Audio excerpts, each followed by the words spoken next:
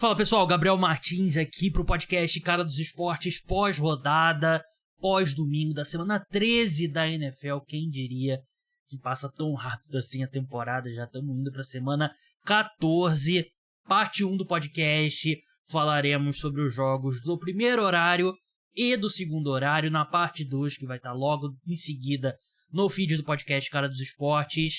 Falaremos sobre Sunday Night Football, classificação após a rodada, ordem do draft, principais notícias, mini preview da semana 14 e falaremos também das semifinais do futebol americano universitário que foram definidas neste domingo. A gente já sabe quais times vão se enfrentar, um Final Four muito equilibrado, né? Bem mais equilibrado do que de costume. Eu João Eduardo Dutra, que sabe muito de futebol americano universitário, analisamos tudo lá, então não deixe de escutar, não deixe também de seguir aqui o podcast, se você ainda não for, ligar a notificação, deixa 5 estrelas no Spotify porque ajuda muito o podcast. Se você estiver no YouTube, deixa like, deixa comentário, se inscreve no canal. Dados os recados, vamos para o programa. Vamos começar falando do jogo mais maluco talvez da temporada, né? Um jogo completamente insano, que teve, sem sacanagem, umas 4 ou 5 jogadas completamente malucas. O Indianapolis Colts venceu por 31-28 na prorrogação. Lembra aquela frase, dedo no e gritaria? Define o que foi essa partida. Esse jogo teve... Vou listar aqui as coisas que aconteceram nesse jogo. E peço desculpas se eu acabar não listando alguma. O Will Levis, ele lançou uma interceptação / fumble, sabe quando a bola bate no braço do jogador e ela vai pra frente, aí você fica em dúvida se era passe, se era fumble e tal. Foi fumble, ele notou logo que ia ser recuperado, correu na direção do defensor, forçou o fumble e recuperou. Então começa por aí. Os Colts bloquearam 2 punts consecutivos, né, que é...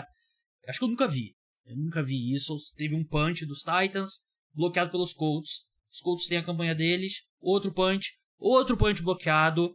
Um deles, os Colts retornaram para touchdown. Os Colts foram para conversão de 2 pontos. E os Titans conseguiram interceptar a tentativa, né, que foi do Gardner Minshew para o Zach Moss. O Mani Hooker, conseguiu interceptar e retornar para outra endzone que dá 2 pontos, como se fosse um safety.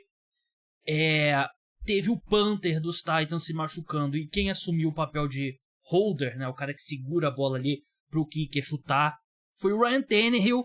Ryan Tannehill, que até foi muito tempo o titular dos Titans, perdeu a titularidade para o Will Levis, e ele foi o holder, errou no primeiro que ele tentou, o extra point foi errado, no segundo, no field goal, ele conseguiu ir melhor. Então, olha a quantidade de coisa maluca que aconteceu nesse jogo que eu listei aqui. Realmente foi um jogo bem insano.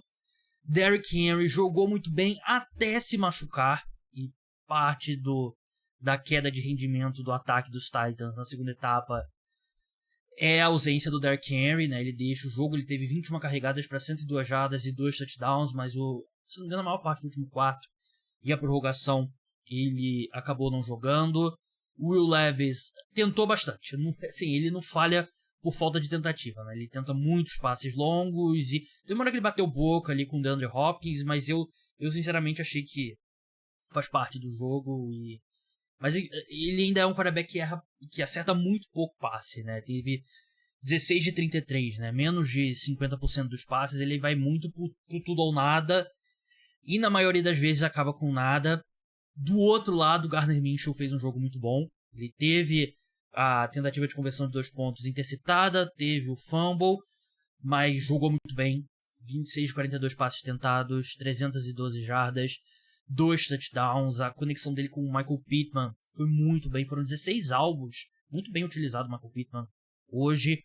11 recepções, 105 jardas, 1 touchdown. O Alec Pierce teve um touchdown longo de 55 jardas. Então, uma atuação muito boa. A equipe não sentiu tanta falta assim do Jonathan Taylor. A equipe não correu muito bem com a bola, mas eu não senti que foi falta do Jonathan Taylor. Eu senti que foi mais a linha defensiva dos Titans jogando bem, que também perdeu por lesão o Jeffrey Simmons, né, que é o melhor jogador dessa linha defensiva.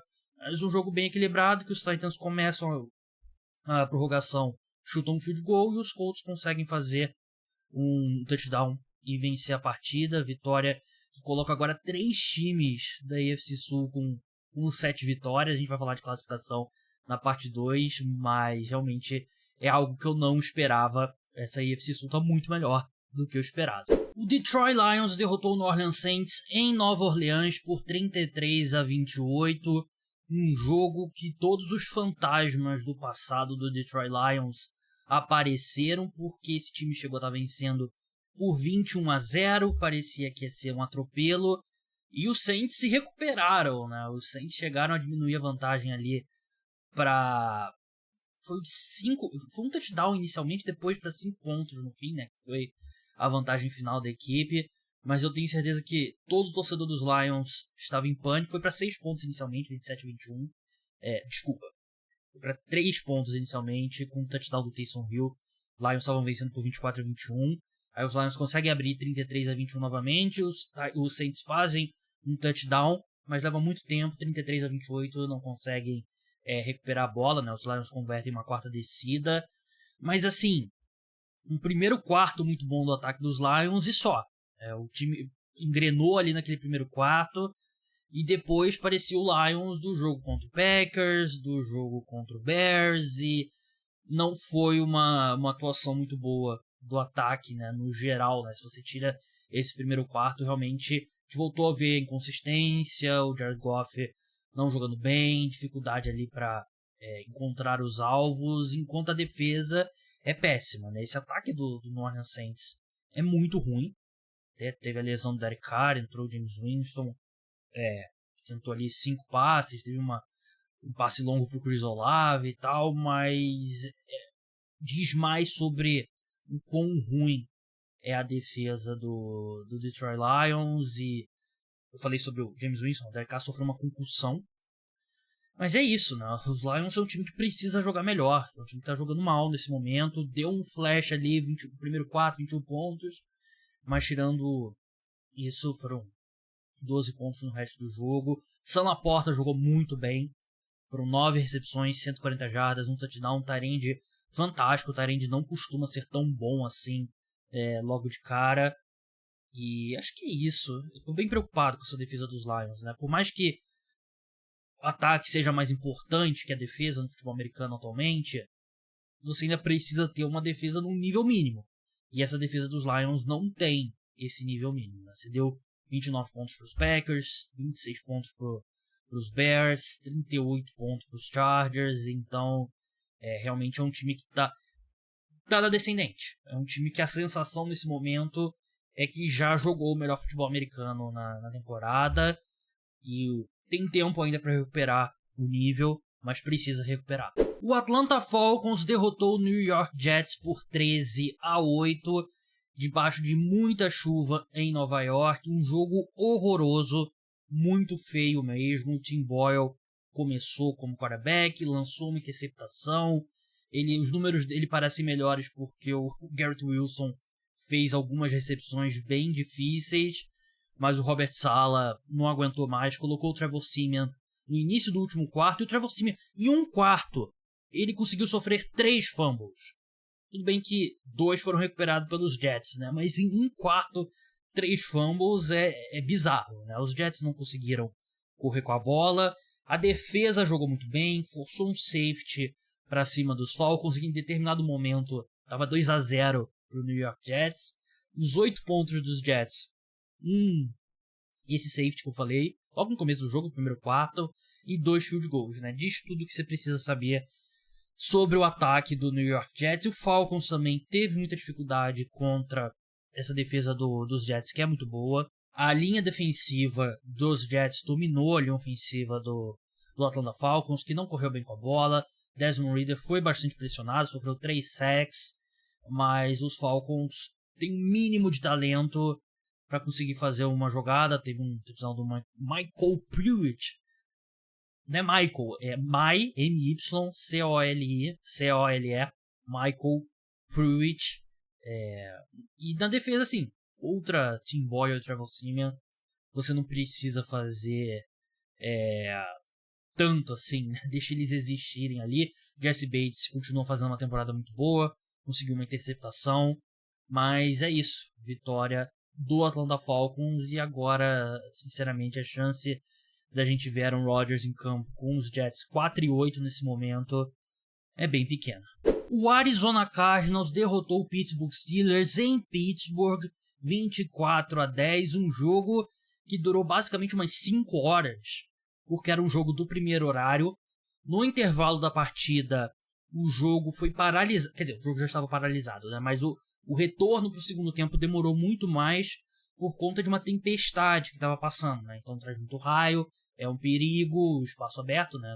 Campo, estádio de futebol americano, então demorou muito para começar o segundo tempo, e logo depois teve mais uma paralisação longa. Então esse jogo terminou, já tinha jogo do segundo horário da NFL no segundo quarto, então foi um jogo bem atípico, um jogo no qual os Steelers perderam seu quarterback por lesão. O Kenny Pickett sofreu uma lesão no tornozelo, voltou para o segundo tempo com a perna imobilizada, né, numa daquelas botas. O Mitch Trubisky é o Mitch Trubisky.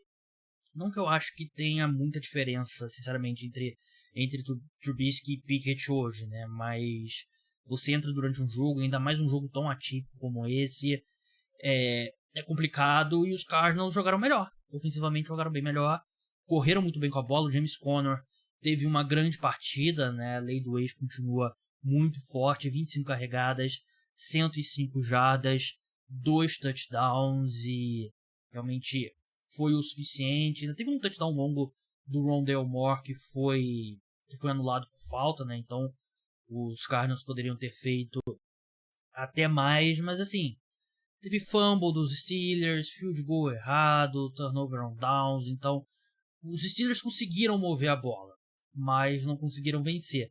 E é o segundo jogo consecutivo que os Steelers perdem um jogo que eles tiveram mais jardas do que o oponente, né? Era o oposto até a semana retrasada com o Matt Canada de coordenador ofensivo, né?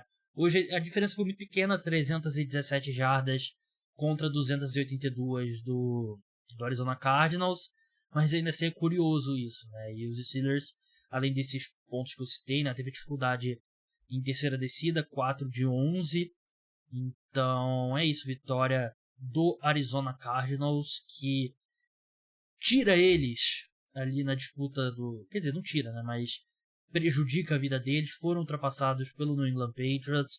Vamos falar sobre isso na parte 2. Não deixe de escutar também. O Miami Dolphins atropelou o Washington Commanders 45-15. É como eu falei no preview da rodada, programa exclusivo para os apoiadores. Link tá na descrição se você quiser ajudar o podcast Cara dos Esportes e ter acesso a conteúdos extras exclusivos. Esse jogo não ajudaria o Miami Dolphins na batalha da opinião pública, né? Porque eles atropelaram um time fraco do Washington Commanders, né? Então, você pode estar escutando esse podcast e o Ron Rivera já ter sido demitido do cargo de treinador da equipe, mas foi uma atuação muito boa do ataque do Miami Dolphins. A defesa do Commanders é péssima e os Dolphins fizeram o que deveriam fazer contra um time que tem uma defesa péssima. O Tyreek Hill foi sensacional, teve 2 touchdowns longos, 5 recepções para 157 jardas, inclusive um de 78 jardas, jogo fantástico dele. Davon Achane voltou jogando bem, teve 73 jardas, 2 touchdowns. Tua jogou muito bem, então tudo correu bem do lado do Miami Dolphins. Teve uma pick six numa tentativa de screen pass do Sam Howell. Sam Howell que realmente lançou interceptação e tal, teve um aproveitamento baixo de passes, não conseguiu mover a bola. Teve 2 touchdowns correndo com a bola, teve uma corrida inclusive foi bem bonita, mas é um time que oscila muito, tem atuações boas no ataque, mas também tem atuações como essas, né? E acho que diz muito sobre o Sam Howell, que é um quarterback também que ele não tem muito meio termo, né? Ou ele faz várias jogadas bem positivas, ou muitas jogadas bem negativas, né? E foi o segundo lado hoje que tem sido mais frequente, mas é um time que tá sei lá, se vê uma luz no fim do túnel, é o trem vindo na direção oposta. E o Miami Dolphins, vocês sabem, né? É um time que eu gosto, É um time que eu acredito. Inclusive, se você tem... Não é Edge, mas eu vou indicar mesmo assim. O HBO Max tá com... O HBO Max, né? Serviço de streaming. Já tá postando os episódios do Hard Knocks da temporada, né? Tem o Hard Knocks na pré-temporada, né? No Training Camp. E tem um durante a temporada. Eles estão acompanhando o Miami Dolphins. E já tem 2 episódios, eu tô gostando bastante. Recomendo. Tem legenda em português. Tem os erros de legenda que a gente tá acostumado a ver com traduções de esporte dos Estados Unidos. Principalmente um tão específico quanto o futebol americano. Mas é bem legal, eu tô curtindo bastante, então recomendo. O Houston Texans derrotou o Denver Broncos por 22-17, jogo em Houston. Um jogo bem difícil, um jogo que os Broncos tiveram a chance de vencer no final ali, na última campanha. Tiveram uma campanha longa de 4 minutos, 14 jogadas que avançaram 72 jardas, perdendo por 5 pontos, precisando do touchdown para virar o jogo. Mas numa terceira para gol na linha de 8 jardas, o Russell Wilson acabou sendo interceptado pelo Jimmy Ward. Foi a terceira interceptação dele na partida. Teve um que foi um passe desviado, mas um jogo bem ruim do Russell Wilson. Um jogo que o CJ Stroud não fez sua melhor atuação. Um jogo que o segundo melhor calouro da equipe, o Tank Dell, que seria calouro do ano na maioria dos anos, ele já era dúvida para o jogo e acabou se machucando no touchdown do Dameon Pierce. Ele sofreu uma fratura na fíbula, que é o osso da sua canela, e ele está fora da temporada, que é um desfalque duríssimo. O Tank Dell vinha fazendo uma temporada absurda para um wide receiver calouro. E o terceiro melhor calouro da equipe, que foi o melhor jogador em campo nesse domingo, que foi o Will Anderson. Ele interceptou ele desviou um dos passes que foram interceptados. Se eu não me engano, outra interceptação foi uma pressão dele. Ele conseguiu 2 sacks, 2 tackles atrás da linha de scrimmage, e foi um jogo fantástico do Will Anderson, né? Ele vinha fazendo uma boa temporada, não espetacular, mas boa, e ele explode agora com o melhor jogo da carreira dele. Então, num dia que a equipe não teve tanta facilidade no ataque, a defesa do Denver Broncos vem jogando melhor, ele realmente correspondeu ao que se espera de uma escolha tão alta quanto ele. O grande destaque ofensivo, como eu falei, o CJ Stroud não fez um dos seus melhores jogos. O Nico Collins, né, 9 recepções, 191 jardas. Um cara que eles draftaram na terceira rodada em 2021, que substituiu bem o Tank Dell, né? Ele pegou esse vácuo e foi o disparado melhor wide receiver, melhor recebedor da equipe. Ele teve 191 jardas, o segundo recebedor com mais jardas foi o Brevin Jordan, com 64, que é um tight end. Realmente foi um jogo... Assim, a gente não esperava muito desse ataque dos Texans antes da temporada, mas o Noah Brown teve um bom jogo. Isso não é um bom momento pra falar isso, né? Mas o Noah Brown tá jogando... Ele é um jogador melhor do que a gente esperava. Nico Collins, idem. Tank Dell, idem. Então eles têm opções no corpo de recebedores, e o CJ Stroud fez o suficiente. Teve uma jogada que foi, assim, o que faz a gente achar o CJ Stroud tão avançado para a idade dele. Teve um false start numa terceira para 2 jardas, não, terceira para 8 jardas, que se tornaria uma terceira para 15. E aí o que o CJ Stroud faz? O jogador, o Alex Singleton do Denver Broncos, dá um empurrão nele, aí o CJ Stroud fica puto, reclama e tal, não sei o que, vai na cara dele, aí o que o árbitro faz? Dá uma falta no Alex Singleton por late hit, e pela regra anula a falta de false start e ela sobressai, né? E aí dá a primeira descida automática pro Houston Texans, né? Bem coisa de quarterback veterano. Do lado dos Broncos, como eu falei, uma atuação bem ruim do Russell Wilson. A defesa jogou bem, mas quando seu quarterback lança 3 interceptações, fica difícil. Ele que vinha jogando melhor, mas vai por água abaixo de novo todo o progresso que a gente viu acho que no último mês em si, né? Os Broncos vinham numa sequência longa de vitórias, né? Eram 5 vitórias consecutivas. Isso, 5, estão em dúvida se eram 5 ou 6. E o Russell Wilson voltou a jogar muito mal. Último jogo do primeiro horário, que sinceramente eu não sei nem se merece ser discutido. Um jogo que jamais poderia ter acontecido durante o Setembro Amarelo. Os Chargers venceram os Patriots por 6-0. Jogo horroroso, o jogo mais feio da temporada. Chargers e Patriots espancaram o futebol americano, foi um crime de ódio contra o futebol americano essa partida.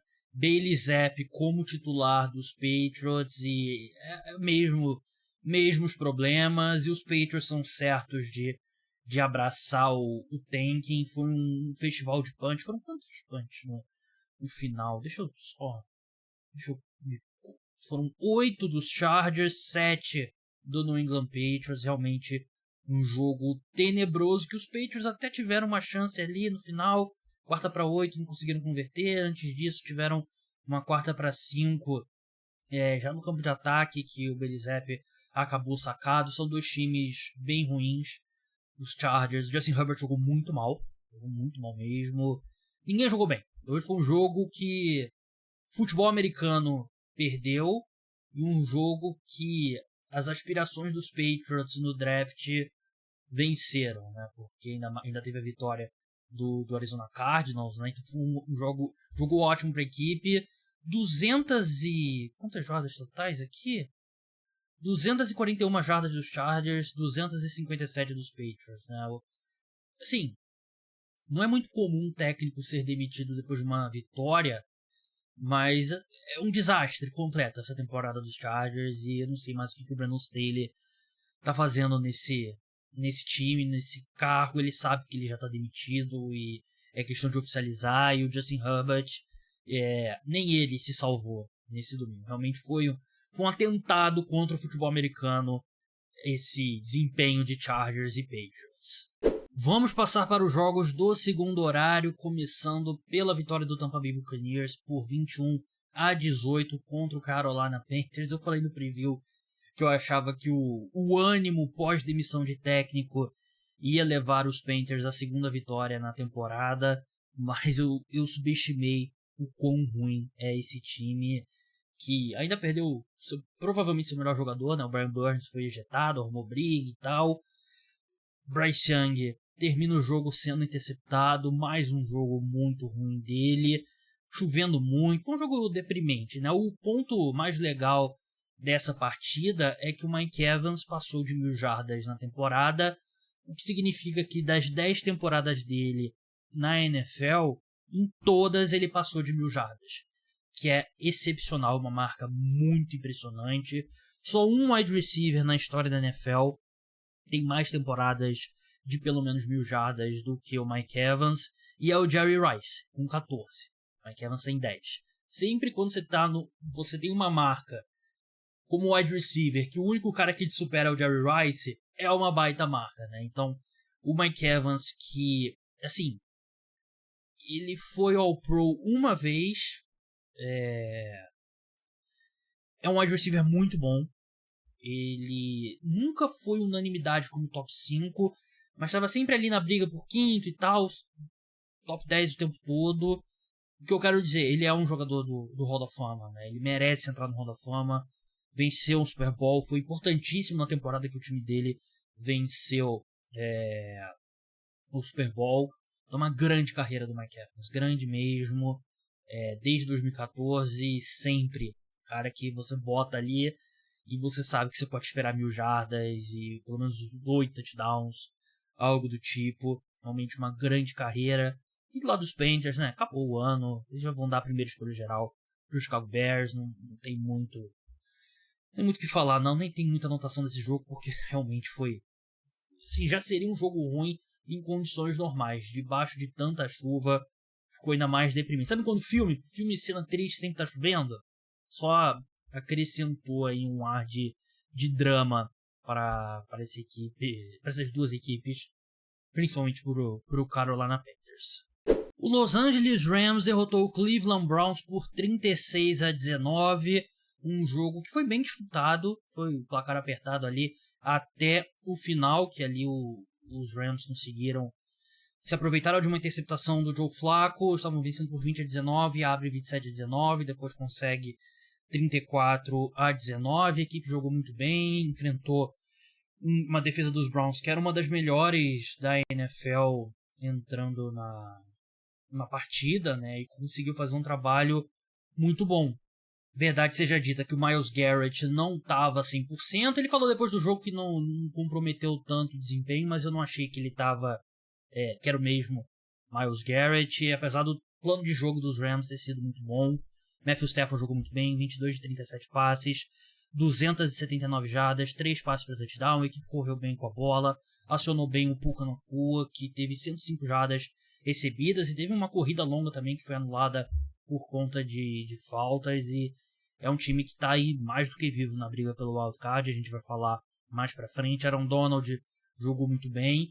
Um time que teve Joe Flacco como quarterback, né? O Joe Flacco, que eu acho que times como o New York Jets, principalmente o New York Jets, porque o Joe Flacco já jogou lá no ano passado, tem que estar maluco, né? Porque o Joe Flacco chegou outro dia em Cleveland e foi um quarterback profissional de futebol americano, né? Algo que a equipe não tinha no Dorian Thompson-Robinson, PJ Walker e tal, e algo que os Jets não têm, né? E ele passou muito bem a bola, acabou lançando a interceptação no final, mas é um quarterback profissional, né? Um quarterback que arrisca passes e que consegue completar, tem um braço muito bom ainda, apesar de ser uma estátua no pocket. Claro que a interceptação foi bem... atrapalhou bastante a equipe, mas eu achei que hoje foi mais um caso da defesa ter jogado abaixo, muito por conta do Myles Garrett jogando abaixo, a ausência do Denzel Ward também. Os Rams, o tempo todo indo em cima do Martin Emerson Jr., né, que é o cornerback que estava no lugar do Denzel Ward. Então uma vitória importantíssima para os Rams. E para os Browns volta um pouco à realidade, né, porque o 8-4 que eles estariam se vencesse esse jogo, não acho que é um time para tanto. Para encerrar essa parte 1, não deixe de escutar a parte número 2. O San Francisco 49ers foi até Filadélfia e atropelou os Eagles pelo placar de 42-19. Uma atuação irretocável da equipe, uma grande atuação do Brock Purdy, grande atuação do Christian McCaffrey, grande atuação do Deebo Samuel, Brandon Ayuk jogou bem, George Kittle jogou bem, a defesa foi espetacular, eliminou completamente o jogo terrestre dos Eagles, que terminou com 46 jardas. Teve dificuldade contra o A.J. Brown e contra o Devonta Smith? Teve, os dois combinaram ali para 210 jardas, mas ainda assim teve muito garbage time ali e atuação perfeita do São Francisco. Não dá pra dizer perfeito, né? Acabei de falar que os dois principais wide receivers da equipe tiveram 210 jardas juntos, né? Mas a equipe jogou muito bem. 49ers que atropelou os Cowboys mais cedo na temporada, agora atropela os Eagles, né? Que na teoria são os dois times ali junto com eles na disputa pela NFC, e ele venceu os dois, marcou 42 pontos nos dois jogos, venceu por um agregado aí de 84-29, né? Então, parabéns 49ers por ter vencido a NFC Leste esse ano, além da NFC Oeste. Dois times que não se gostam. Os jogadores dos Eagles se incomodaram bastante com alguns comentários dos jogadores dos 49ers sobre a gente jogou, o Deebo Samuel, se não me engano, falou, a gente jogou 10 contra 11, né? Depois que a equipe perdeu os dois quarterbacks por lesão e teve o Christian McCaffrey recebendo o snap ali como quarterback e tal. Os jogadores dos Eagles não gostaram, se estranharam antes do jogo. Mais uma vez, o Nick Sirianni se envolvendo ali na confusão. Nick Sirianni continua sendo o técnico com a cara mais socável na NFL. Quem não torce, se você torce para os Eagles e ama o Nick Sirianni, ótimo, você deveria. Eu torço pelo Flamengo, eu amo o Gabigol, eu pularia num tiro na frente pra salvar o Gabigol. Mas eu entendo as pessoas que não torcem pelo Flamengo, a maioria detesta o Gabigol. Eu detesto o Nick Sirianni e hoje os não torcedores dos Eagles estão felizes que o Nick Sirianni está triste. Teve um momento que foi legal, que foi a expulsão do Dre Greenlaw, que ele se estranhou ali com o Big Don, que é o chefe da segurança do Philadelphia Eagles, e ele é exatamente como você imaginaria que o chefe da segurança do Philadelphia Eagles seria. Ele deu um tapa na cara desse segurança dos Eagles. O Dre Greenlaw foi ejetado e tiraram do jogo lá também o Big Don. Mas o cara virou uma lenda. Quer dizer, não virou uma lenda porque os Eagles foram atropelados, mas ainda assim amanhã o pessoal vai gritar o nome dele na rua e tal. Seria uma lenda mesmo se os Eagles tivessem vencido o jogo, né? Tirou um dos linebackers titulares da equipe, mas realmente foi uma atuação que os 49ers me surpreenderam como eles dominaram as linhas de scrimmage, né, dos dois lados. Não que não seja um time capaz disso, né, mas os Eagles são muito fortes, tanto na linha ofensiva quanto na linha defensiva, né, e a equipe correu para 146 jardas pelo chão dos Eagles, dos 49ers, e o Jalen Hurts foi basicamente o jogo que ele foi mais pressionado, né, foram 27 pressões, 3 sacks, chegou a deixar o jogo com uma suspeita de concussão e voltou, né, o Marcus Mariota teve alguns snaps, uma atuação, assim, o Philadelphia Eagles não era um time de 11 vitórias e uma derrota, né, a campanha, eu acho que é um time muito bom, eu acho que é um time que está na primeira prateleira da NFC, mas não é essa distância toda pro resto da NFC e da NFL. Eu acho que essa derrota meio que traz eles de volta à realidade, apesar de eu ainda achar que é um time muito forte, e o 49ers não tem como você não colocar como favorito na NFC nesse momento, né? Eles pegaram os outros dois times que são considerados os melhores da conferência e atropelaram ambos, né? Eu sei que eles tiveram alguns momentos difíceis ali, mas é um time que voltou a jogar o melhor futebol americano. Venceu bem o Seahawks, venceu bem o Buccaneers, atropelou o Jacksonville Jaguars. Então, realmente, é um time muito forte. E os Eagles têm bastante coisa para se encontrar, principalmente na defesa. Acho que uma atuação defensiva muito ruim. A secundária da equipe está jogando muito mal. E acho que é um time que ainda tem muita coisa para encaixar, mas tem talento para isso. O Green Bay Packers derrotou o Kansas City Chiefs por 27-19 no Sunday Night Football. Um excelente jogo, um jogo de campanhas longas. A gente teve 6 campanhas no primeiro tempo. Teve um drive de 7 minutos do Packers, um drive de 7 minutos dos Chiefs que terminou em field goal, um drive de 4 minutos dos Packers com mais um touchdown e mais um drive longo dos Chiefs de 8 minutos que também terminou em field goal.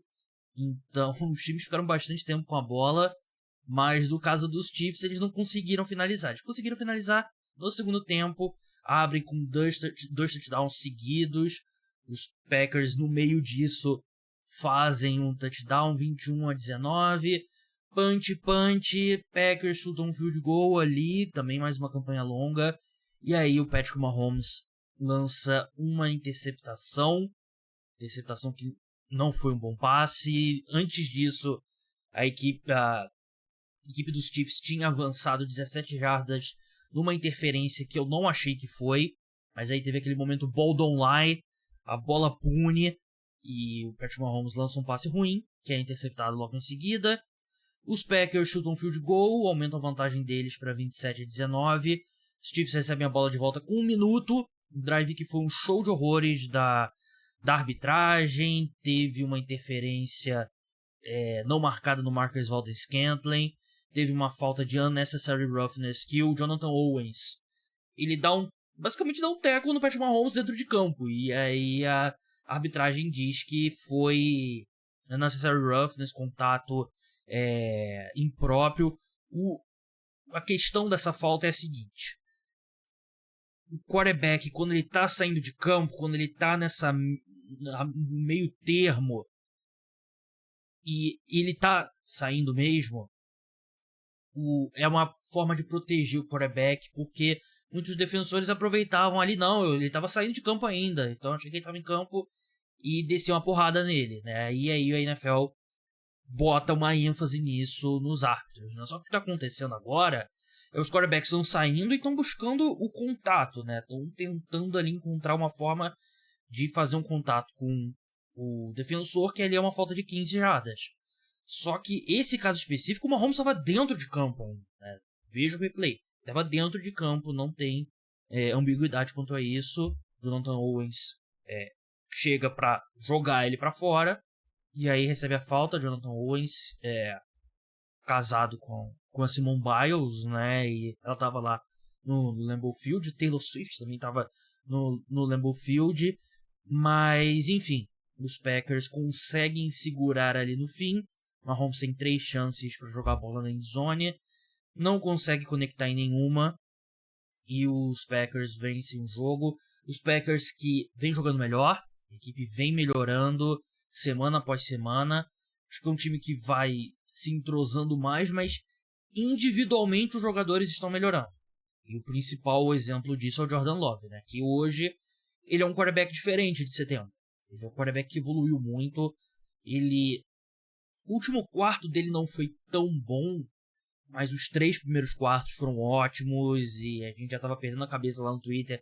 Pô, os Packers arrumaram mais um quarterback, um de Brett Favre para Aaron Rodgers, agora para Jordan Love e tal. Calma, né? A gente tá brincando ali no Twitter, mas tá jogando muito bem, né? E tem alguns momentos ali que a mecânica dele, a forma como ele improvisa, lembra um pouco o Rodgers. Claro que para ele chegar no nível do Aaron Rodgers. E o Aaron Rodgers no primeiro ano como titular dele, que também demorou a acontecer, assim como demorou a acontecer com Jordan Love, ele já era um quarterback de um nível maior, mas ainda assim Jordan Love tá melhorando. E os wide receivers jovens dos Packers estão melhorando, né? O Jaden Reed não apareceu tanto nesse domingo, mas o Romeo Doubs jogou muito bem e o Christian Watson jogou muito bem também. Teve 2 recepções para touchdown o Christian Watson e saiu machucado. Ele meio que se enrolou ali tentando fazer o slide para ficar dentro de campo pro relógio continuar rolando. Só que eu fiquei em dúvida se ele sentiu ali no momento do slide ou se antes ele já sentiu o posterior da coxa. Ele que vem lidando com problemas de posterior da coxa, então de qualquer forma preocupa, mas foi uma atuação muito boa do ataque, uma atuação muito boa da defesa também, fez um ótimo trabalho contra os Chiefs, mas os Chiefs continuam com os mesmos problemas que eu venho falando aqui semana após semana, né? Nenhum wide receiver consegue fazer alguma jogada, e o Travis Kelce, ele teve até números ok, 4 recepções, 81 jardas, mas ele não parece o mesmo Travis Kelce. Ele parece um pouco mais lento, parece um Travis Kelce em 0.8 velocidade ao invés de 1,0, né? E isso preocupa, porque já seria difícil essa conta dos recebedores dos Chiefs fechar com o Travis Kelce sendo ápice Travis Kelce,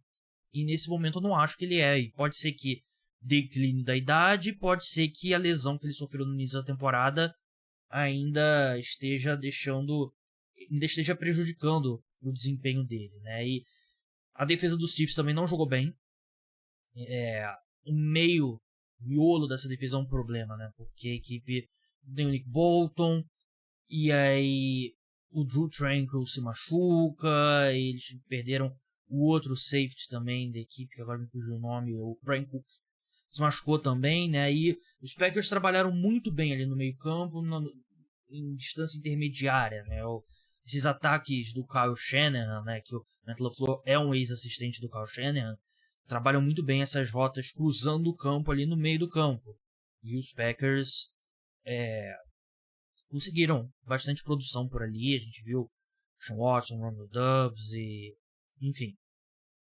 É um problema. A defesa dos Chiefs é muito boa, mas o miolo ali tá complicado nesse momento, né? E o Nick Bolton deve voltar ainda nessa temporada e vai ser um retorno. Claro que não resolve todos os problemas, mas ajuda bastante ali nesse setor. E o ataque dos Chiefs eu fico com medo de ser repetitivo, né? Porque não tem jogadores que façam jogadas, né? Você tem... Rashee Rice foi bem, ok. Marquez Valdes-Scantling, um desastre. O Sky Moore e o Kadarius Toney e o Noah Gray juntando não dá nada. E é difícil você ir avançando com um corpo de recebedores tão ruim. E os Packers se colocam de vez na briga pelo wildcard, que a gente vai falar agora. Vou botar a vinheta para fazer a transição. E a gente vai falar da classificação e playoffs e ordem do draft. A classificação após a semana 13 da NFL, lembrando que Bengals e Jaguars ainda jogam nesse Monday Night Football. Miami Dolphins no topo da AFC Leste com 9 vitórias, 3 derrotas, seguidos do Buffalo Bills, 6-6, New York Jets, 4-8, New England Patriots, 2-10. AFC Norte, Baltimore Ravens 9-3, Steelers 7-5, Browns 7-5, Bengals 5-6. AFC Sul, Jaguars 8-3, ainda vai jogar mais uma vez. Vai jogar na segunda-feira, né? Colts 7-5, Texans 7-5, Titans 4-8 AFC Oeste, Chiefs 8-4, Broncos 6-6, Chargers 5-7, Raiders 5-7. Na NFC Leste, Philadelphia Eagles 10-2, Dallas Cowboys 9-3, New York Giants 4-8, Washington Commanders 4-9. NFC Norte, Lions 9-3, Vikings 6-6, Packers 6-6, Bears 4-8. NFC Sul, Atlanta Falcons 6-6, Bucks 5-7, Saints 5-7, Panthers 1-11. NFC Oeste, 49ers 9-3, Rams 6-6, Seahawks 6-6, Cardinals 3-10. Os playoffs nesse momento, se a temporada terminasse hoje, teriam na AFC o Miami Dolphins folgando na primeira rodada com a melhor campanha no geral, batendo o Baltimore Ravens no critério de desempate. Ravens que enfrentariam o Cleveland Browns, seed 7, Jaguars enfrentariam o Colts, seed 6, e Kansas City Chiefs enfrentaria o Pittsburgh Steelers. Logo fora ali na bolha dos playoffs estão Texans, Broncos e Buffalo Bills.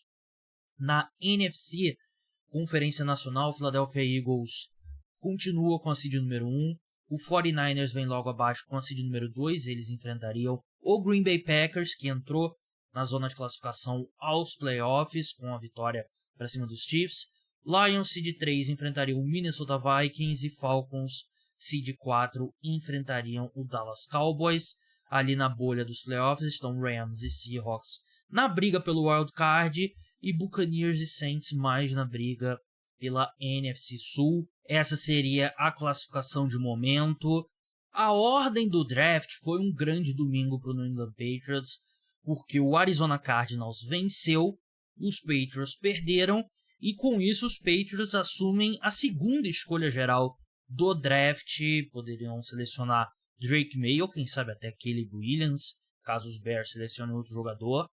Mas a gente tem a primeira escolha dos Panthers, que vai para o Chicago Bears como parte da troca para selecionar o Bryce Young. Número 2 Patriots, número 3 Cardinals, número 4 Washington Commanders, subiu bastante também.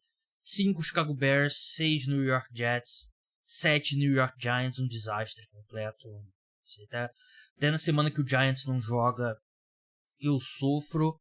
Tennessee Titans 8, New Orleans Saints 9, Tampa Bay Buccaneers 10. Então, ótima semana para os Patriots, péssima semana para o New York Giants, para os Bears também que caem para a própria escolha deles cai para 5. Acho que o sonho seria aqui um quarterback com a 1 e aí a escolha dos Bears ser tipo a 3 para eles selecionarem o Marvin Harrison. Do jeito que tá aqui, Caleb Williams 1 para os Bears, Drake May 2 para os Patriots, e os Cardinals aqui com a 3 selecionam Marvin Harrison e continuam construindo ao redor do Kyler Murray. Acho que é uma boa aposta. Eu gosto do Kyler Murray, achei que ele jogou bem contra o Pittsburgh Steelers, mas enfim, essa é a ordem do draft. Vamos passar agora pelas principais lesões desse domingo. O Marquise Brown, Hollywood Brown, sofreu uma lesão no calcanhar, deixou o jogo do Arizona Cardinals contra os Steelers. AJ Terrell, cornerback dos Falcons, sofreu uma concussão. A Amari Cooper também sofreu uma concussão no jogo contra o Los Angeles Rams, wide receiver do Cleveland Browns. Christian Watson, como vocês viram, né, sofreu uma lesão aparentemente no posterior da coxa contra o Kansas City Chiefs, depois não voltou. Tank Dell, bem triste, o wide receiver do Houston Texans, sofreu uma fratura na fíbula. Acho que é fíbula, né? O nome. O osso da canela, como eu expliquei pra vocês, e tá fora da temporada. Donovan Smith, left tackle dos Chiefs, sofreu uma lesão no pescoço e não voltou no jogo contra os Packers. Drew Tranquil, linebacker, sofreu uma concussão. Brian Cook sofreu uma lesão no tornozelo. Eu fui procurar de teimoso um replay. Eu tava pensando sobre isso. A transmissão da ESPN, eu tô falando da gringa, né, daqui do Brasil, né? Porque as imagens vêm de lá. Eles tomaram a decisão de não mostrar o replay da lesão do Brian Cook. Beleza, aí eu fui atrás da imagem, né? Porque eu queria saber, é o meu trabalho, eu sou jornalista. É daquelas lesões feias, né? Que o tornozelo sai do lugar. E aí eu fico pensando, eu entendo, eu acho que a NFL errava muito, as transmissões da NFL erravam muito, porque ficava mostrando várias vezes, né? Tipo a lesão do Dak Prescott, essas lesões feias, de fraturas feias, né? E eu acho que não mostrar é errado também, porque aí você não tem a informação. Se eu fosse o diretor de transmissão, vou até perguntar para um amigo meu que é diretor de transmissão, o Wallace Borges, lá da TNT, que tá fazendo agora de frente pra câmera várias coisas, sabe muito. Sigam ele no Twitter, no Instagram, todas as redes sociais que você conseguir, assista aos programas lá dele. Eu acho que tem que mostrar pelo menos uma vez. Porque acho que você dá um alerta pro pessoal, vamos mostrar a imagem é forte, vamos mostrar uma vez, depois não vamos mostrar de novo. Se você não quer ver, fecha o olho e tal. Mas eu acho que aí falta informação. Nesse caso aqui faltou informação. Não deu pra ver e eles não explicaram direito o que foi, né? E eu tava vendo a transmissão gringa, né? Então, eu acho que devia mostrar pelo menos uma vez pra gente saber o que aconteceu, mas também não ficar com replay, nem zoom muito forte e tal. Mas enfim, essa é a minha opinião. Jerome Baker, linebacker dos Dolphins, sofreu uma lesão no joelho, deixou o jogo contra o Commanders. Teron Armstead e o Robert Hunt, os dois tackles de Miami, também deixaram o jogo, mas também ali eu acho que já foi meio que precaução. Ramondre Stevenson, running back dos Patriots, saiu, parecia sério ali, ele saiu com a ajuda dos companheiros. New Orleans Saints perdeu Derek Carr por concussão, sofreu uma lesão no ombro e nas costas também contra os Lions, que é assim, a soma ali de lesões, e eu sinceramente boto o James Winston, pelo menos o jogo fica um pouco mais divertido. Pittsburgh Steelers, o Kenny Pickett sofreu uma lesão no tornozelo, ele estava com a perna imobilizada depois do jogo, não deve jogar na quinta-feira, na verdade, que vai ser um grande Thursday Night Football. Steelers com Mitch Trubisky contra Patriots creio que vai ser o Bailey Zapp, né? Mas também não tem como garantir. Vamos ver, Tennessee Titans, o Jeffrey Simmons sofreu uma lesão no joelho, né? Contra os Colts. Brian Robinson, running back do Commanders, sofreu uma lesão no posterior da coxa. E essas foram as principais lesões na semana 13. Mini preview da semana 14, não perca, logo depois eu e o João Eduardo Dutra falaremos da definição das semifinais do futebol americano universitário. Quinta-feira teremos Patriots e Steelers, como eu falei, Steelers favoritos por 6 pontos. Over-under 31,5 é muito pouco ponto. É um dos menores over-unders da NFL em muito tempo. Cara, a jogada aqui é Patriots mais 6.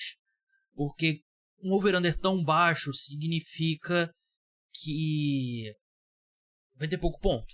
Tendo pouco ponto, maior probabilidade de ser um jogo apertado.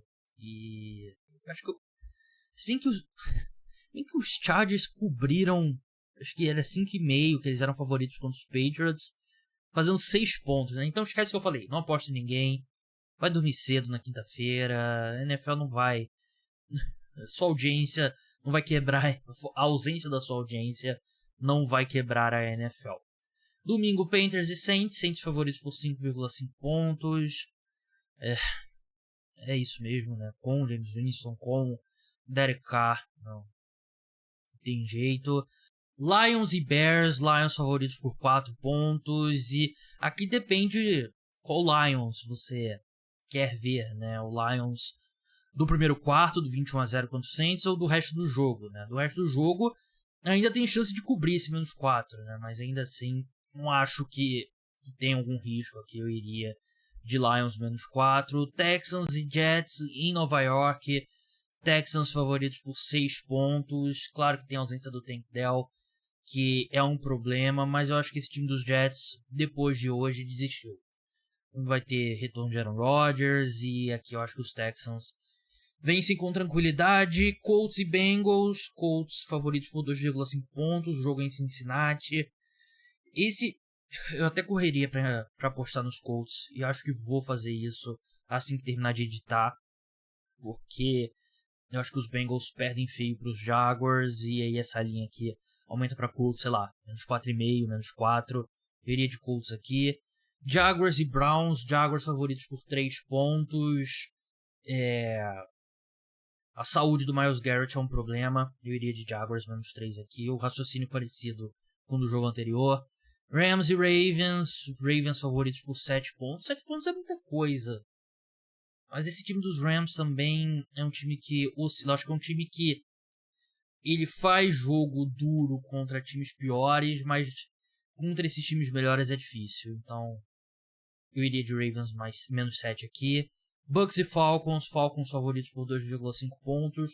É um time que joga melhor em casa, né? Mas esse time do Buccaneers também tá desmoronando e eu iria de Falcons aqui. Vikings e Raiders. Vikings favoritos por 2,5 pontos.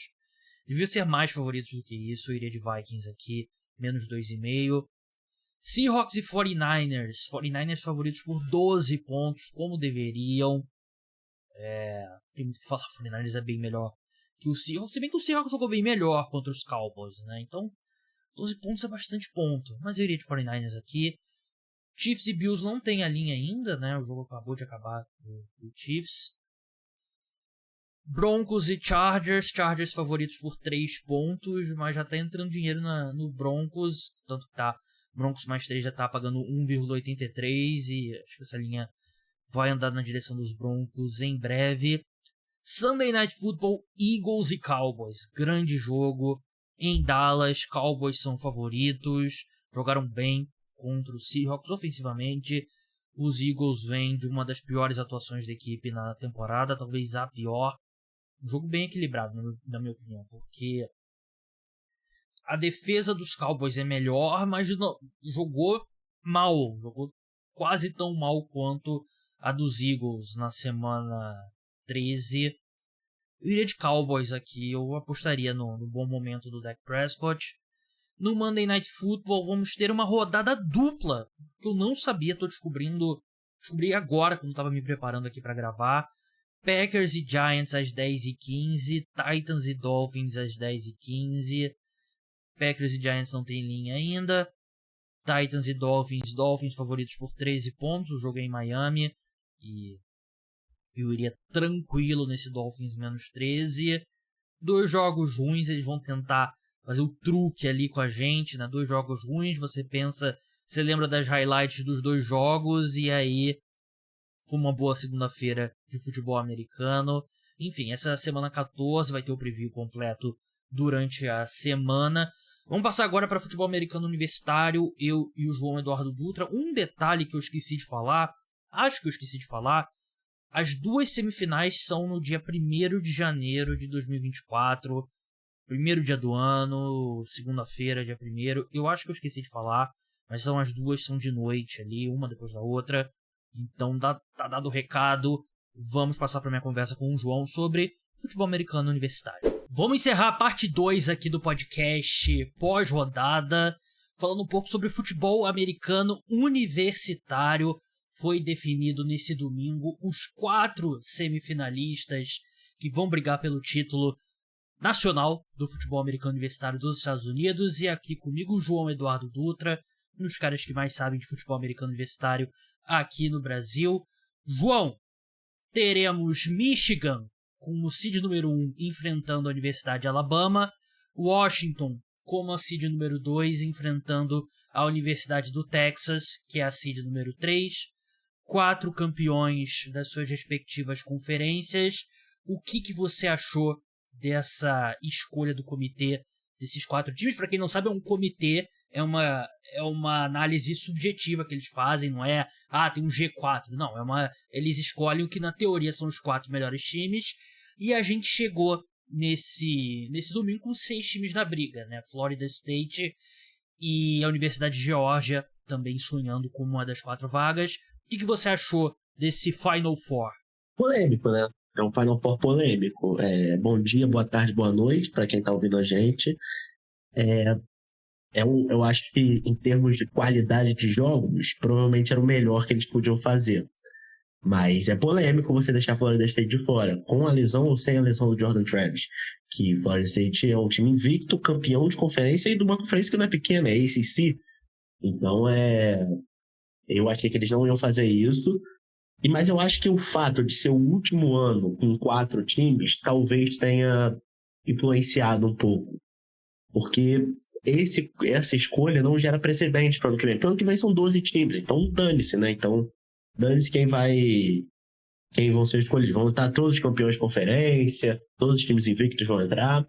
Então, porque era um precedente muito estranho do comitê fazer. Ele falou assim, não, a gente vai avaliar como vai ser o jogo, não a sua temporada. Porque foi essa a escolha de deixar a Florida State de fora. A Florida State não ficou de fora pela temporada, porque a temporada deles foi, como diz o recorde, perfeita. Ficou de fora porque o comitê falou assim, não, em questão de jogo, Alabama dá mais jogo contra Michigan do que Florida State sem seu quarterback titular. Então, a escolha foi baseada nisso. Eu concordo? Não necessariamente. Claro que Alabama dá mais jogo contra Michigan do que Florida State. Só que importa o que você fez na temporada regular. Florida State não perdeu na temporada regular. Mas, em termos de qualidade de jogos, Michigan, que é número 1, não é favoritaço contra Alabama. Não é. Michigan provavelmente não seria favorito contra a Georgia. E Georgia perdeu para Alabama na final da SEC. Então, e a outra semifinal abertaça, Washington e Texas. Washington também, temporada perfeita, invicto, campeão da Pac-12. E Texas conseguiu recuperar sua temporada depois daquela derrota para Oklahoma, ganhou de Alabama já na temporada e foi campeão agora da Big 12 e realmente voltando a ser um time importante. Então, se você for pegar entre os 4 times, Texas talvez seja ali o mais novo no College Football Playoff, né? Porque Michigan já foi, Washington já foi e Alabama já foi, não preciso nem falar. Mas em questão de qualidade, na minha visão, Texas tem o melhor quarterback do College Football Playoff hoje. Texas é um time que, em termos de profundidade de elenco, né, é o melhor, porque, de novo, é Texas. Não tem como competir em relação a isso com Texas. Mas vão ser 2 bons jogos, pelo menos isso, né? Vão ser 2 bons jogos. Os playoffs do futebol americano universitário que começaram 8 anos atrás? 9? 2014. 2014. Se você pega a vantagem média das semifinais, é tipo 15, 16 pontos, algo do tipo, né? Esse ano tem essa particularidade, porque parece ser bem mais equilibrado, né? O João tava me mandando as odds dos 2 jogos, né, durante a tarde. Deixa eu puxar aqui. Era tipo apertado, né? Era menos 2,5, se eu não me engano, para Michigan contra Alabama e tipo 4,5 Texas, que eu achei um pouco exagerado. Mas só para o pessoal entender que não acompanha muito futebol americano universitário, tem 5 principais conferências, né, do futebol americano universitário, né, que é a Pac-12, que é a maior parte dos times da Costa Oeste. Tem a SEC, que é a considerada a melhor, né, que é em sua maioria times ali do sudeste, dos Estados Unidos. Tem a Big Ten, que é o meio oeste, né, Ohio State, Michigan e tal. Tem a ACC, que também é ali mais ou menos na região do sul dos Estados Unidos. E a Big 12, que vai perder, acho que já pro próximo ano, né, que Texas e Oklahoma vão pra SEC, né? Ou 2025? Eu acho que já é no próximo ano já. Então, basicamente ali você tem 5 campeões das principais conferências e tem 4 vagas nos playoffs, né? Então isso já gera por si só um problema. E a história de Florida State, o time que das 5 conferências esse ano, eu acho que a ACC foi a mais fraca e perdeu seu quarterback por lesão, né? E aí volta aquilo que eu falei no começo, né? É extremamente subjetivo, né? O comitê tá tentando montar os 2 jogos mais disputados, né, com os melhores times. E Florida State acabou se ferrando nisso. E acho que irrita bastante o torcedor do Florida State, porque a gente já viu um time entrar com quarterback reserva nas semifinais. E não só entrou, como foi campeão, né, João? A sua Ohio State com o Cardale Jones. Exatamente, o torcedor de Florida State tinha na cabeça o Ohio State do primeiro College Football Playoff, né? O primeiro playoff do College Football escolhido pelo comitê, foi o que o Ohio State foi campeão. E assim como o Florida State, o Ohio State estava no seu 3º quarterback, não era nem o 2º. O Cardale Jones era o 3º quarterback. O Braxton Miller era o titular, se machucou no início da temporada. O JT Barrett fez a campanha de Ohio State, se machucou no jogo contra Michigan. e o Cardale Jones fez a final de conferência, assim como o quarterback de Florida State. A diferença, tem 2 pontos de diferença. Um que vai deixar o torcedor de Florida State triste, que é o Ohio State tinha uma derrota naquele ano, então ainda assim era um currículo, não era perfeito, tanto é que eles ficam em 4º naquele ano, mas eles tinham uma derrota no início do ano para Virginia Tech, então teve que ter vamos encaixar aqui porque jogaram bem. Então, por esse lado, o currículo de Ohio State era pior que o de Florida State, mas a diferença foi Ohio State com o Cardale Jones no jogo da final da final da Big Ten, o Cardale Jones dropou 59 pontos em Wisconsin. O ataque de Ohio State bateu o recorde da final da Big Ten. Então, ali, isso também impacta na escolha do comitê. O comitê viu, o ataque de Ohio State não perdeu nenhum passo tendo o terceiro quarterback reserva. O ataque de Florida State ontem jogou muito mal. Muito mal. Então, de repente, se o Florida State entra e o quarterback consegue jogar bem, consegue botar pontos no placar, de repente eles entram na frente da Alabama, mas não conseguiu fazer. Então, tudo isso impacta. Sim. Mas, de novo, é uma questão... Não tem precedente para o ano que vem. Para o ano que vem são 12 times. Então, o comitê só falou, não, vamos botar os 4 melhores mesmo, que não tem problema para o ano que vem. Verdade. E pensando em jogos, eu vou perguntar para o João também, eu pedi para ele separar alguns dos principais prospectos para a gente ficar de olho em termos de draft da NFL, não necessariamente só nesse próximo draft, mas para os próximos anos. A gente tem Michigan contra Alabama, que é um baita jogo e um baita prêmio, né, para a Universidade de Michigan. Você até me mandou um vídeo, eu não lembro se era torcedores ou jogadores agora, né, era um pessoal numa sala de convenção assistindo o elenco todo de Michigan e a comissão técnica, eles assistem assim. Era o... Inclusive tem um vídeo de Florida State recebendo a notícia que eles não classificaram. É bem constrangedora, sabe? Eu não quis cravar que era o time porque eu não tinha certeza, né? Mas o time não ficou nada satisfeito em ter que enfrentar Alabama. Se você torce pra Michigan e você quer um caminho mais tranquilo para a final do futebol americano universitário, obviamente você queria Florida State. E eu acho que isso já explica bastante a opção do comitê, né? Se acho que o torcedor de Michigan queria tanto enfrentar a Florida State, faz sentido porque Alabama é um time melhor e é um time que cresceu muito ao longo da temporada, né, João? Um time que perdeu para a Universidade do Texas, que tá com a seed número 3 nos playoffs, mas é um time que evoluiu muito desde lá, né? Principalmente o seu quarterback. Exatamente, é o Jalen Milroe que começa a temporada sob dúvidas, em algum momento teve até o Nick Saban deu uma de Bill Belichick, trocou ele ali pelo reserva, vamos ver, os dois vão ter snaps, mas teve uma segunda metade de temporada espetacular, foi muito bem no Iron Bowl contra a Auburn, teve o touchdown. Tudo bem que aquele touchdown é mais culpa de Auburn que qualquer coisa, né? É a 4ª para 31 e os caras convertem em touchdown. Mas candidato ao Heisman, tudo, jogou muito bem contra a Georgia.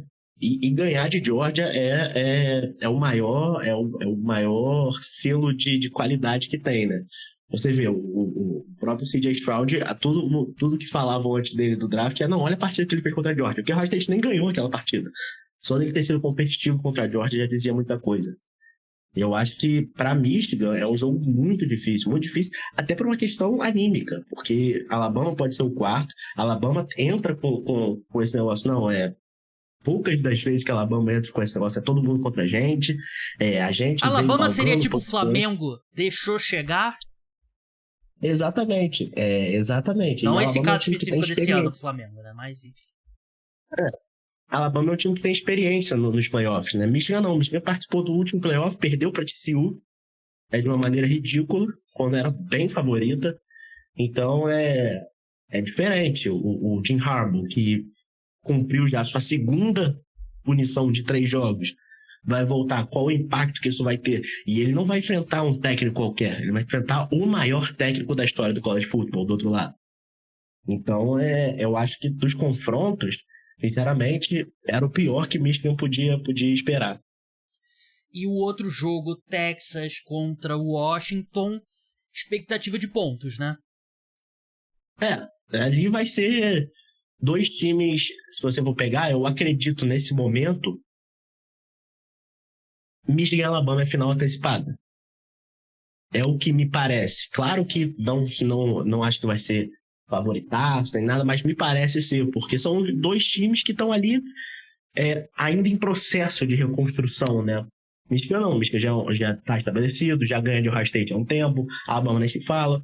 Então, eu acho que essa semifinal tem potencial para ser ali dois times mais pareios nesse sentido, de não serem times perfeitos, mas serem times muito bons. Então, eu acho que vai dar um jogo legal. Over-under de pontos de Texas e Washington 64, de Alabama e Michigan 46, né? Eu acho que coloca bem a diferença entre os dois times. Michigan é favorito por 1,5 pontos, Texas favorito por 4 pontos. Eu acho um pouco demais, mas assim, o Washington venceu o time de Oregon que vinha muito bem, o Queen Ewers... 2 vezes, né? Hã? Venceu o time de Oregon 2 vezes. Exatamente, e o Queen Ewers fez uma final da Big 12 contra o Oklahoma State muito boa, né? Então, dois jogos que realmente prometem bastante. João, se você for assistir Texas e Washington pensando em ficar de olho em certos jogadores aqui pro draft da NFL, não necessariamente 2024 só, mas 2025, 2026, quem que você ficaria de olho, além do Pennis?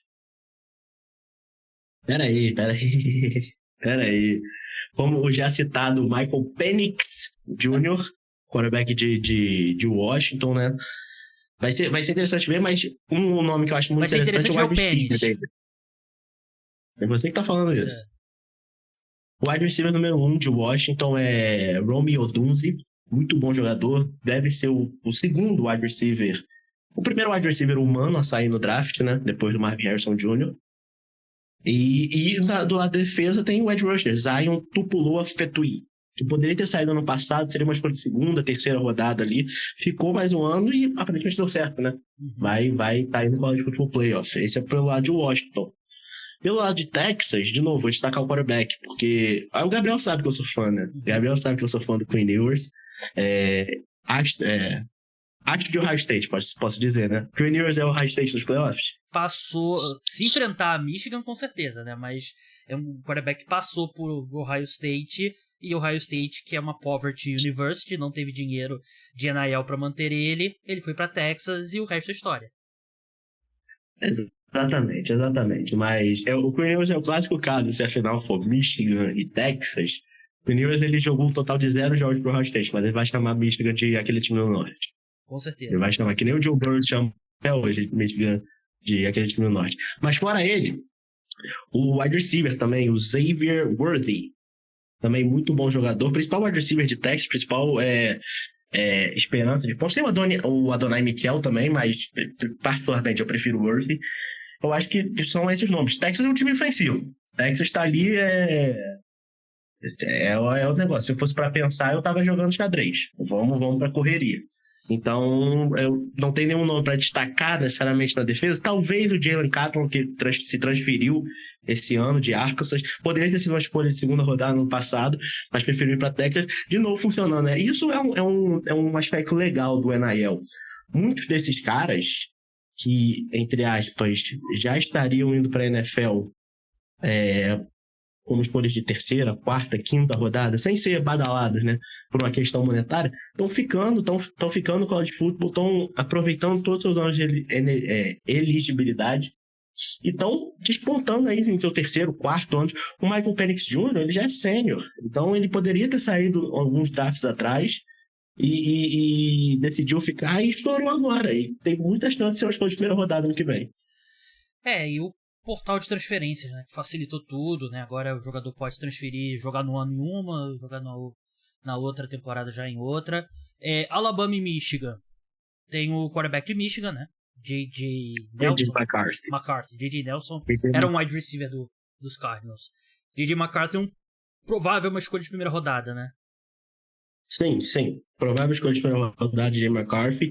Embora tenha ido mal contra o Ohio State, que deveria ser, entre aspas, o grande teste dele. Ele não foi muito bem, teve menos de 150 jardas aéreas, mas deve ser sim escolha de primeira rodada. Aí você tem Blake Corum, running back, que seria uma escolha alta de draft ano passado, ficou mais um ano em Michigan. Deve ser uma escolha alta de novo, um dos principais running backs da classe. Você tem caras como o Zach Zinter, que é guard de Michigan, que se machucou contra o Ohio State, mas também é um cara que é muito cotado ali, o principal jogador de linha ofensiva no interior. Então, pela defesa, 2 cornerbacks que eu destaco, Will Johnson e o Mike Seidenstein, 2 cornerbacks, um jogo de nickelback e safety, né? E o Will Jones, que é o principal. O Will Jones que teve a missão de marcar o Mark Harrison Jr. Ninguém fez um bom trabalho contra o Mark Harrison Jr. esse ano, mas enquanto o Will Jones esteve em campo, ele fez um trabalho bem decente contra o wide receiver de Ohio State. E Alabama? E do lado de Alabama tem alguns jogadores defensivos. Alabama não tem...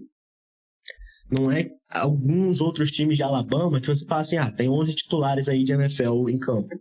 Não é. O Jalen Milroe mesmo, que é um quarterback que foi muito bem no segundo ano da temporada. Não tem um quarterback que não tá ganhando muita tração no draft, embora ele já seja elegível pro draft. Deixa eu só confirmar se ele é elegível. É sim. Então ele é um cara que não tá ganhando muita tração. O wide receiver, o Jermaine Burton, é um cara que era transfer de Georgia, não conseguiu jogar em Georgia. Então, right tackle, talvez o seja um cara que possa ser olhado numa segunda, terceira rodada. Na defesa você tem caras mais interessantes. O Dallas Turner, linebacker, bem ali naqueles moldes de linebacker de Alabama, né? Linebacker, edge rusher. É um cara que foi muito bem esse ano, teve, se não me engano, 9 sacks e meio, e ainda tá aprendendo a jogar de edge rusher. E o principal para mim, que é o cornerback com o nome mais legal do mundo, né? Que é Kool-Aid McKinstry. Jogou muito bem. A temporada dele nem foi espetacular, mas a última temporada dele foi muito boa. Então, ele é um cara que tem tudo para ser o primeiro cornerback draftado no próximo ano. Então é isso, pessoal. João, muito obrigado pela participação. Sigam ele lá no @duca_JE. O podcast Cara dos Esportes volta amanhã com episódio sobre NBA, episódio de NFL na quarta-feira de manhã. Até a próxima. Tchau!